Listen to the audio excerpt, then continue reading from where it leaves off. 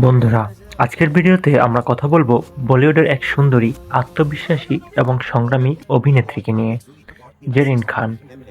অনেকে তাকে চেনেন ক্যাটরিনা কাইফের লুক অ্যালাইক হিসেবে, কিন্তু জেরিন প্রমাণ করেছেন তিনি নিজের আলাদা পরিচয় তৈরি করতে জানেন। চলুন জেনে নেই তার জীবন, কেরিয়ার, সাফল্য আর বিতর্কের গল্প। বন্ধুরা, সম্পূর্ণ ভিডিওটি দেখার আগে আমাদের চ্যানেলটিকে সাবস্ক্রাইব করুন। 1987 সালের 14ই মে ভারতের মুম্বাই শহরে জন্মগ্রহণ করেন জেরিন খান। ছোটবেলা থেকেই তার জীবন খুব সহজ ছিল না। পরিবারের আর্থিক অবস্থা ভালো ছিল না। এমনকি তিনি কখনোই ভাবেননি যে একদিন বলিউডে কাজ করবেন।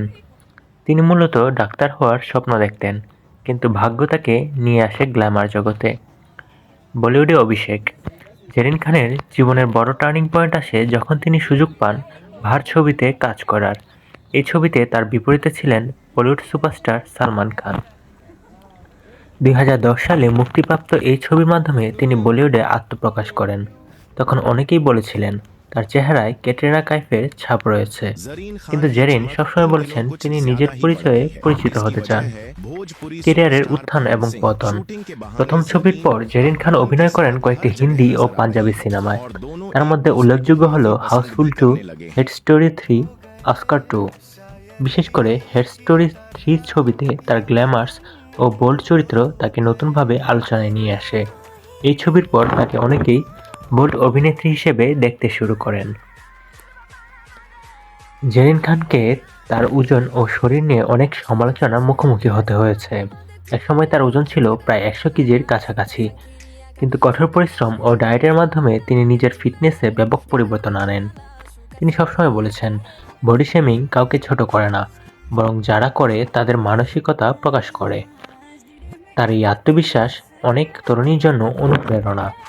ব্যক্তিগত জীবন। জেরিন খান তার ব্যক্তিগত জীবন নিয়ে খুব বেশি কথা বলেন না, তবে বিভিন্ন সময় তার নাম সহ অভিনেতাদের সঙ্গে জড়িয়েছে।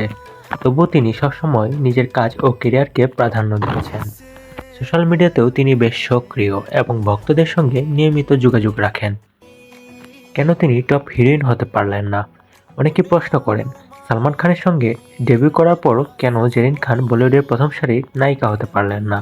এর পেছনে থাকতে পারে স্ক্রিপ্ট নির্বাচনে ভুল, টাইপ কাস্টিং, ইন্ডাস্ট্রির প্রতিযোগিতা। তবে তিনি এখনও কাজ করে যাচ্ছেন এবং নিজের জায়গা ধরে রেখেছেন। জেরিন খানের গল্প আমাদের শেখায় জীবনের সুযোগ এলে তা কাজে লাগাতে হয়, আর সমালোচনা থাকলেও নিজের উপর বিশ্বাস রাখতে হয়। আপনি কি জেরিন খানকে পছন্দ করেন? কমেন্টে জানাতে ভুলবেন না। ভিডিওটি ভালো লাগলে লাইক, শেয়ার আর সাবস্ক্রাইব করুন। দেখা হচ্ছে পরবর্তী কোনো ভিডিওতে। পরবর্তী ভিডিও আপনার পছন্দের কোন তারকাকে নিয়ে হবে তা আমাদেরকে জানাবেন। ধন্যবাদ সবাইকে।